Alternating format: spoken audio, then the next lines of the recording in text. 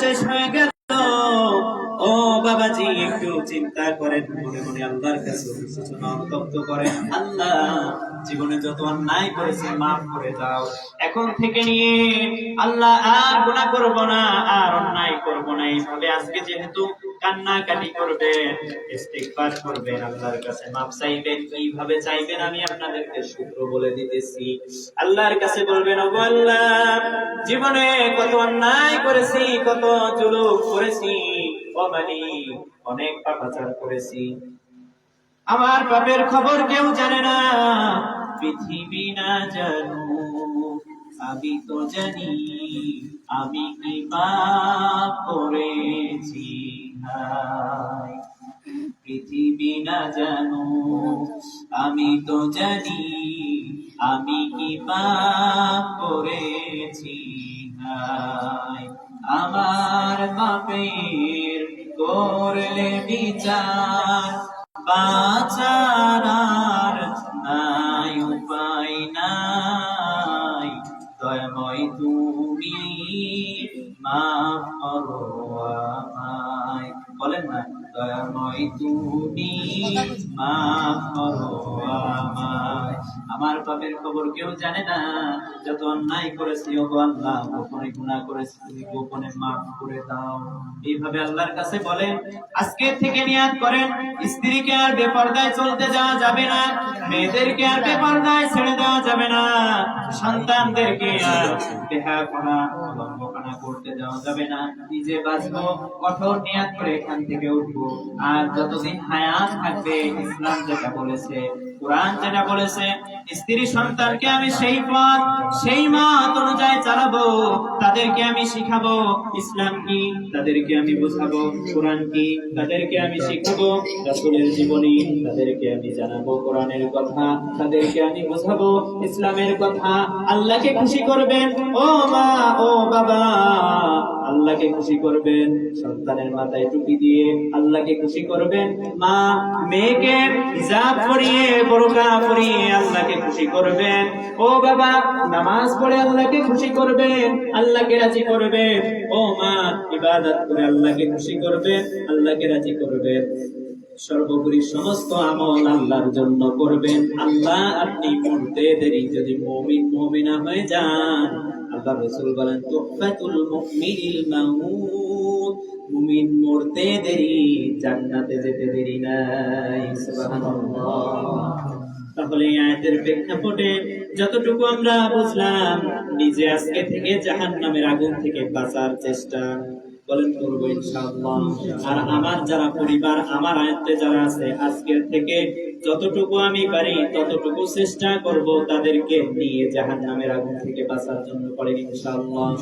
তাহলে এবার ওই দুই গুণের ভিতর প্রবেশ করি, যেই দুই গুণ থাকলে আল্লাহ মাফ করবেন না। এক নাম্বার হলো যারা শিরিক করে। দেখেন সমাজে শিরিক আছে না নাই? কয়েকটা শিরিক আপনাদেরকে ধরিয়ে দেই। মনে মনে আমরা চিন্তা করি সন্তান দিতে পারে বাবাই, মাজারে গিয়ে মান্নত করি আর মনে করে সন্তান দিতে পারে বাবাই, এটাও শিরিক, এটাও শিরিক। এরপরে অন্তরে অন্তরে আপনি নামাজ পড়তেছেন, অন্তরে চিন্তা হলো মানুষ যেন আমাকে দেখে নামাজি বলে, এটাও শিরিক। এরপরে আপনি দান করতেছেন, আমাকে যেন মানুষ দাতা বলে। আপনি শহীদ হবেন, আপনি শহীদ হবেন, মানুষ যেন আমাকে শহীদ বলে।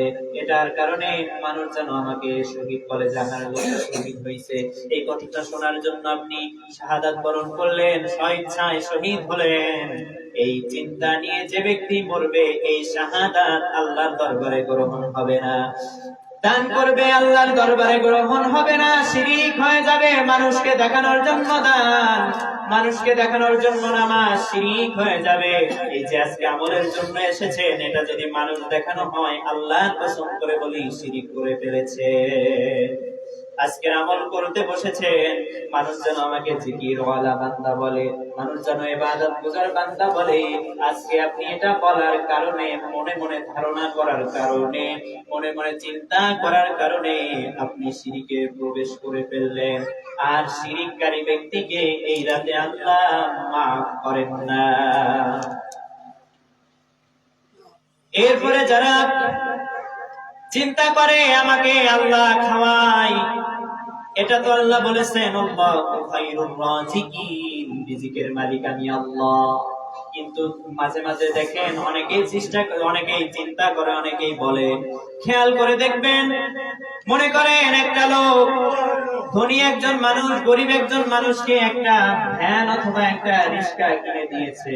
একটা রিক্সা কিনে দেওয়ার পর ওই লোকটা ডাক দিয়ে বলতেছে, আরে অমুক ব্যক্তি যদি আমাকে রিক্সা, আমাকে ভ্যান না কিনে দিত, আমি বোধহয় না খেয়ে মারা যেতাম, নাউযুবিল্লাহ।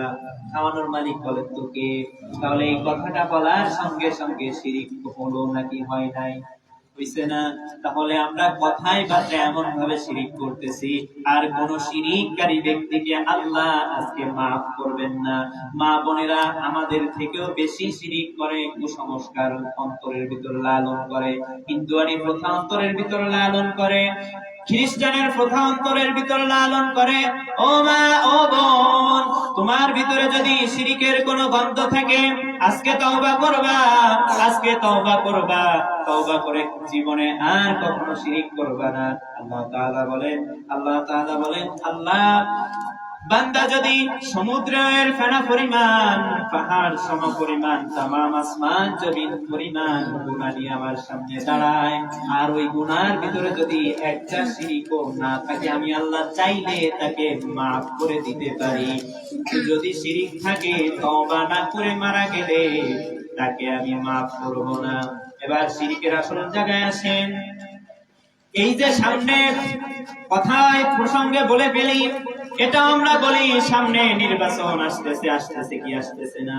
অনেকেই বলবে অমুক বাইরে দিলে ভোট, শান্তি পাবে দেশের লোক। দেয় না? স্লোগান দেয় কি দেয় না? এই স্লোগান দেওয়ার সঙ্গে সঙ্গে আল্লাহর কসম মুশরিক। শান্তি দেওয়ার একমাত্র মালিক বলেন তো কে? এরপরে আর এই স্লোগান মুসলমানের সন্তান দিতে পারবেন না, কারণ কোন ভাই, অনেকেই দিয়েছেন জানি, আজকে তওবা করবে।